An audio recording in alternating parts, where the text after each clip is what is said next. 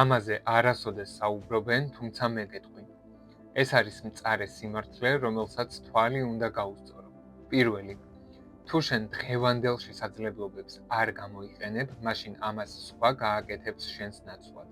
მეორე, თუ შენ არ დაიწყებ დღეს შენი ოცნების ცხოვრების შენებას, იცოდე, რომ მაშინ სხვა დაგიქირავებს მისი ოცნების ცხოვრების ასაშენებლად. მესამე, თუ შენ არ დაიწყებ დღეს მოქმედებას იმით, რაც გაქვს, მაშინ იცოდე, რომ ხვალად ზუსტად იგივე წერტილში იქნები, სადაც დღეს ხარ. მეოთხე, თუ შენ არ დააფასებ შენ შრომას, მაშინ სხვისგანაც ნუ დაელოდები შენი შრომის დაფასებას. სანამ ბოლო ნაწილზე გადავალ, დაიმახსოვრე ყველაზე მთავარი.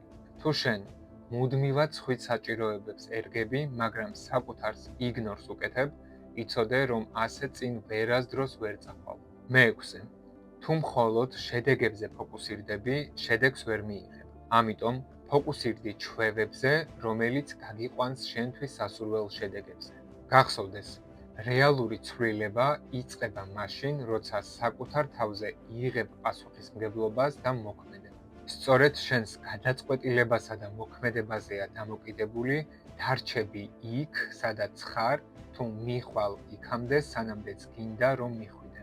კომენტარებში გამიზიარე, კიდევ რას მიამატებდი ამ სიას. ასევე გთხოვ, გაუზიარე ეს ვიდეო მას, ვისაც ამის მოსმენა ძალიან სჭირდება.